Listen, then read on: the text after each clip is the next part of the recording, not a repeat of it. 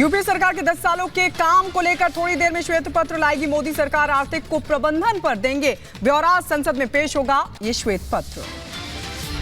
NDA के आर्थिक समृद्धि के लिए उठाए कदमों की भी होगी जानकारी। वित्त मंत्री निर्मला सीतारमण चर्चा पर देंगे जवाब। श्वेत पत्र को लेकर बोले केंद्रीय मंत्री अर्जुन राम मेघवाल, कहा यूपी सरकार के 10 सालों के कामकाज का देंगे ब्यौरा। पेपर पढ़ेंगे, उसके बाद जो भी चर्चा करेंगे उसका जवाब देने के लिए हम सब तैयार हैं। कितने बजे आएगा? आज आएगा जी। बीजेपी नेता गौरव भाटिया ने विपक्ष पर साधा निशाना। इंडिक अलायंस को बताया भ्रष्टाचारी गठबंधन।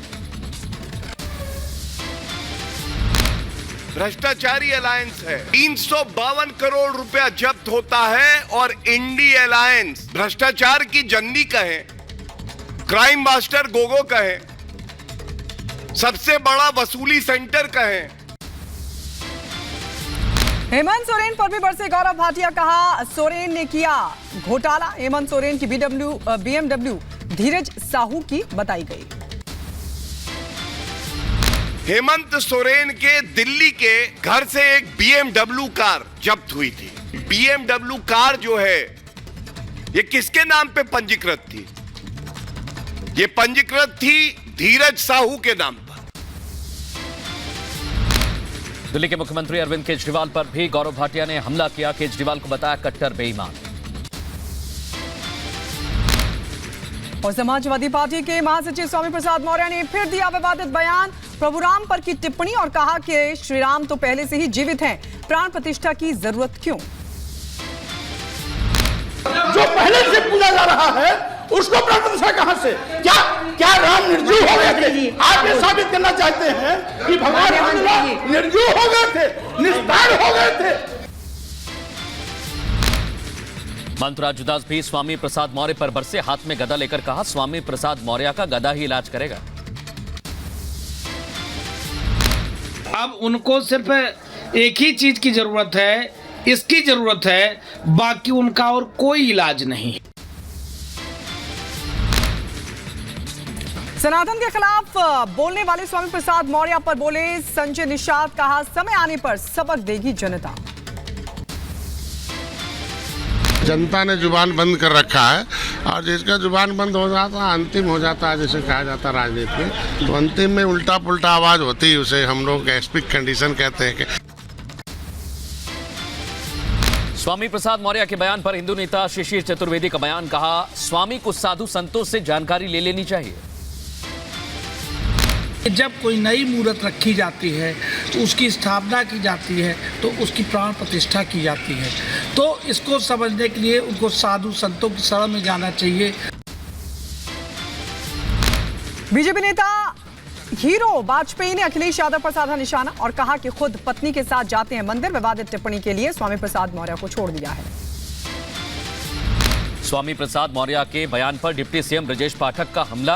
कहा ऐसी बयानबाजी करने वाले को ईश्वर माफ नहीं करेगा। पूरी दुनिया में सभी मंदिरों में धूमधाम के साथ पूजा हुई, लोगों ने कीर्तन भजन किए, उत्सव मनाया। ऐसे अवसर पर जो इस प्रकार की बयानबाजी कर रहे हैं उनको ईश्वर कभी माफ नहीं करेगा। स्वामी प्रसाद मौर्य के बयान पर बोले डेप्यूटी सीएम केशव प्रसाद मौर्य, कहा समाजवादी पार्टी जल्द समाप्तवादी पार्टी बनने वाली है। समाजवादी पार्टी 2024 में समाप्तवादी पार्टी बनने वाली है। वो कैसे बनेगी, क्यों बनेगी, उसके कारण सपा बहादुर श्री अखिलेश यादव जी। स्वामी प्रसाद मौर्य पर भड़के समाजवादी पार्टी के विधायक मनोज पांडे। कहा स्वामी प्रसाद का मानसिक संतुलन ठीक नहीं है।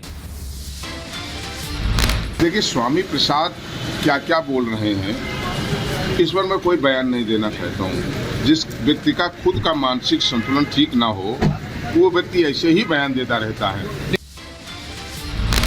राज्यसभा में 56 सांसदों की विदाई पर बोले प्रधानमंत्री मोदी, कहा सांसदों की नहीं होती कभी विदाई।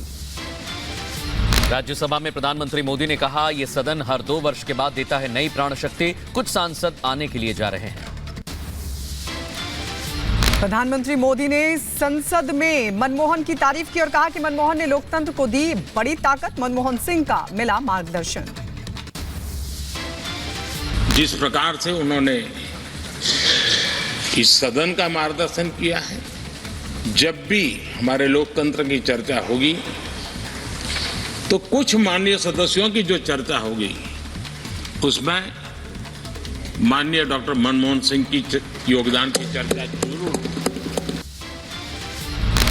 कांग्रेस के ब्लैक पेपर पर प्रधानमंत्री मोदी का तंज, कहा सदन में देखने को मिला फैशन शो, नजर ना लगे इसलिए प्रगति पर लगाया काला टीका। एक भव्य दिव्य वातावरण बना है, उसको नजर न लग जाए इसलिए काला टीका करने का एक प्रयास हुआ है। मैं उसके लिए भी खड़गे जी का बहुत धन्यवाद करता हूं, ताकि इस हमारी प्रगति की यात्रा को कोई नजर न लग जाए। श्रील प्रभुपाद की 150वीं जयंती भारत मंडपम में बोले प्रधानमंत्री मोदी, कहा भगवान कृष्ण प्रेम के थे प्रतीक। श्रील भक्ति सिद्धांत प्रभुपाद जी को श्रद्धापूर्वक नमन करते हुए 150वीं जन्म जयंती की हृदय से बहुत बहुत शुभकामनाएं देता हूं। भारत मंडपम में प्रधानमंत्री नरेंद्र मोदी का संबोधन, कहा मूलभूत सिद्धांतों में श्रील प्रभुपाद की भूमिका अहम, श्रील प्रभुपाद ने गीता को कंठस्थ किया। आचार्य प्रमोद कृष्णम ने केंद्रीय मंत्री स्मृति ईरानी से की मुलाकात। आपको बता दें कल की धाम शिलान्यास समारोह को लेकर किया आमंत्रित, 19 फरवरी को कार्यक्रम है। सीएम योगी के कौरव और पांडवों वाले बयान पर अखिलेश यादव का रिएक्शन सामने आया। संवैधानिक पद पर बैठे सीएम को ऐसा बयान नहीं देना चाहिए। सीएम योगी के मंदिर वाले बयान पर समाजवादी पार्टी के सांसद एसटी हसन का पलटवार, कहा सब सियासत और राजनीति। अलीगढ़ के प्रख्यात इतिहासकार प्रोफेसर इरफान हबीब का बड़ा बयान, कहा वाराणसी मथुरा में मंदिर थे, इन्हें तोड़ा गया। इतिहास की कई किताबों में इस बात का जिक्र है। लालकृष्ण आडवाणी से मिले नीतीश कुमार, कहा आडवाणी जी से मिलकर हुई खुशी, भारत रत्न देने पर दी बधाई भी। बिहार में फ्लो टेस्ट से पहले आरजेडी के विधायक भाई वीरेंद्र का बड़ा बयान, कहा 12 तारीख को खेला होने वाला है। दिल्ली के सीएम अरविंद केजरीवाल ने केंद्र सरकार पर साधा निशाना और कहा कि केंद्र की ज्यादतियों के खिलाफ केरल सरकार को भी जंतर मंतर पर आना पड़ा। केंद्रीय मंत्री अनुराग ठाकुर ने केजरीवाल पर निशाना साधा, बोले कब तक जांच से बचेंगे केजरीवाल, भ्रष्टाचार का जवाब देना होगा। राहुल गांधी के पीएम पर दिए ओबीसी वाले बयान पर बोले सांसद रवि शंकर प्रसाद, कहा राहुल को विश्वास हो गया है कि कांग्रेस पार्टी हारेगी। राहुल गांधी को ज्ञान नहीं है, बीजेपी के केंद्रीय मंत्री कौशल किशोर का बयान, कहा राहुल देश के बारे में और समाज के बारे में जानते ही नहीं। कांग्रेस के नेता जयराम रमेश ने प्रधानमंत्री मोदी पर साधा निशाना, कहा प्रधानमंत्री नेहरू की आलोचना के अलावा कोई काम नहीं करते। बीजेपी के साथ गठबंधन को लेकर आरएलडी के प्रवक्ता पवन आगरे का बयान, कहा अभी कुछ फाइनल नहीं है, बीजेपी से पहले भी ऑफर मिला था। शिवसेना उद्धव गुट के सांसद संजय राउत की तरफ से प्रधानमंत्री मोदी के भाषण पर कसा गया तंज, कहा प्रधानमंत्री को अपनी भाषा पर संयम रखना चाहिए। तेज प्रताप यादव का नया वीडियो आया सामने, तीर धनुष के साथ वीडियो में तेज प्रताप यादव नजर आए। दिल्ली एमसीडी में बजट सत्र के दौरान हुआ हंगामा, सदन में बीजेपी और आप पार्षदों ने की जमकर नारेबाजी। कांग्रेस के सांसद धीरज साहू को समन देगी ईडी, साहू ने सोरेन को BMW कार दी है, ऐसे आरोप लगे हैं। संभवतः दोनों को आमने सामने बिठाकर पूछताछ होगी। सोरेन और साहू को आमने सामने बिठाकर होगी पूछताछ। ईडी के सूत्रों के हवाले से खबर, BMW कार को लेकर ईडी करेगी सवाल जवाब। झारखंड बीजेपी के प्रदेश अध्यक्ष बाबूलाल मरांडी ने धीरज साहू पर साधा निशाना, कहा इतना कैश मिलना हैरानी की बात है। उत्तराखंड में यूसीसी बिल पास होने पर बोले यूपी के डिप्टी सीएम ब्रजेश पाठक, कहा यूसीसी के बहुत लंबे समय से थी मांग, समय आने पर यूपी में भी इस प्रकार का वातावरण देखने को मिलेगा। All India Muslim personal law board ने उत्तराखंड में यूसीसी लागू करने का विरोध किया, कहा विविधता में एकता का अपमान, जल्दबाजी में लाया गया कानून। निरंजनी अखाड़े के आचार्य स्वामी कैलाशानंद गिरी ने की सीएम धामी की तारीफ, यूसीसी पारित होने पर दी शुभकामनाएं। हेल्थ ऑन टॉप बना साल का पहला स्वास्थ्य और कल्याण ब्रांड, सिंगापुर में डॉक्टर किरण बेदी ने एशिया बिजनेस एक्सीलेंस अवार्ड से सम्मानित किया। ग्लोबल रेयर मेटल ट्रेडर के एशिया निदेशक डॉक्टर बी रविंद्र प्रसाद को सिंगापुर में किया गया सम्मानित। कंसल्टिंग के क्षेत्र में एशिया बिजनेस एक्सीलेंस अवार्ड मिला। नोएडा प्राधिकरण के खिलाफ किसानों का हल्ला बोल, भारी संख्या में इकट्ठा हुए किसान। नोएडा पुलिस ने ट्रक, क्रेन और बैरिकेड लगाकर रोकने की कोशिश की। नोएडा में सड़कों पर उतरे किसान। आपको बता दें, किसानों के प्रदर्शन के चलते नोएडा में लगा जगह जगह जाम। किसान प्रदर्शन में सैकड़ों की संख्या में जुटे किसान, प्रदर्शन में महिलाएं भी शामिल, बड़ी संख्या में एकजुट हो गए। किसानों के प्रदर्शन को देखते हुए अलर्ट मोड पर पुलिस प्रशासन। दिल्ली नोएडा बॉर्डर पर भारी पुलिस बल तैनात किया गया। लगाई गई पुलिस की बैरिकेडिंग थी। दिल्ली के गोकुलपुरी में हादसा हो गया है। मेट्रो का स्लैब गिरने की वजह से एक की मौत हुई, 4 लोग घायल हुए। गोकुलपुरी हादसे में मुआवजे का ऐलान किया गया। मृतक के परिवार वालों को 25 लाख की मदद, गंभीर घायलों को 5 लाख की और मामूली घायलों को 1 लाख रुपए की आर्थिक मदद का ऐलान। गोकुलपुरी हादसे को लेकर एक्शन, दिल्ली मेट्रो के 2 कर्मचारियों को सस्पेंड कर दिया गया है। हैदराबाद में एनआईए का ताबड़तोड़ एक्शन लगातार जारी। आपको बता दें, एलबी नगर स्थित रवि शर्मा के आवास की तलाशी ली गई। माओवादियों से जुड़े मामलों में हो रही है जांच पड़ताल।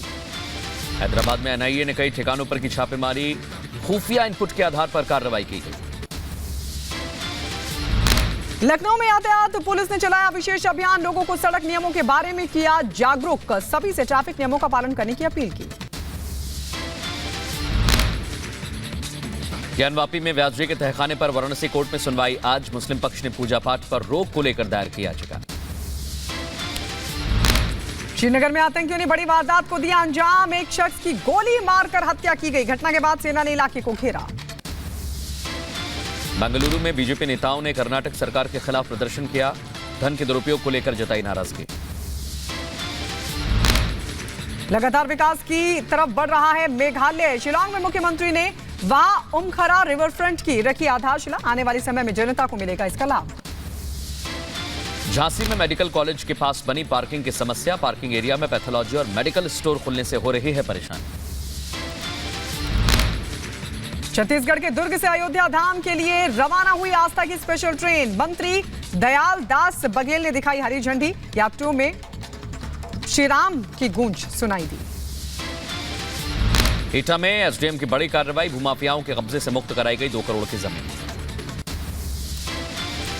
गाजियाबाद में हुआ दर्दनाक हादसा। गत्ते की फैक्ट्री में लगी भीषण आग। सूचना के बाद मौके पर पहुंचा दमकल विभाग। कड़ी मशक्कत के बाद पाया गया आग पर काबू। दिल्ली के मंगोलपुरी में हादसा हुआ।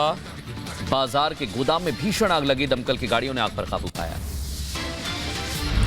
हरदा हादसे में लगातार बढ़ रहा है मौत का आंकड़ा। 12 लोगों की मौत की पुष्टि हुई। जिला अस्पताल के डॉक्टर ने दी इस बात की जानकारी।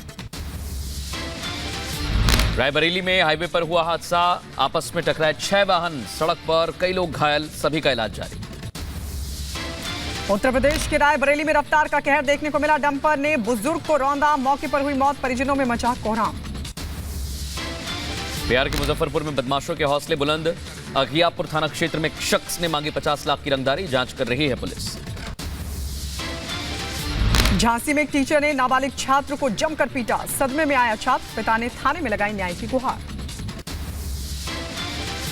ग्रेटर नोएडा में मृतक का शव नहीं मिलने पर परिवार वालों का हंगामा। कुछ दिन पहले हुई थी युवक की हत्या। मामले की जांच कर रही है पुलिस। पाकिस्तान में आम चुनाव के लिए वोटिंग जारी। पाक संसद की 266 सीटों के लिए मतदान शाम 5:30 बजे तक होगी वोटिंग। पाकिस्तान में आम चुनाव के लिए वोटिंग जारी। पूर्व प्रधानमंत्री शहबाज शरीफ ने किया मतदान। पाकिस्तान में आम चुनाव को लेकर सुरक्षा के पुख्ता इंतजाम किए गए। कई इलाकों में इंटरनेट सेवा बंद। वोटिंग तक बंद रहेंगी ये सेवाएं। अर्जेंटीना के जंगलों में लगी आग ने बचाई भारी तबाही। 1359 एकड़ भूमि जलकर राख। रेस्क्यू जारी।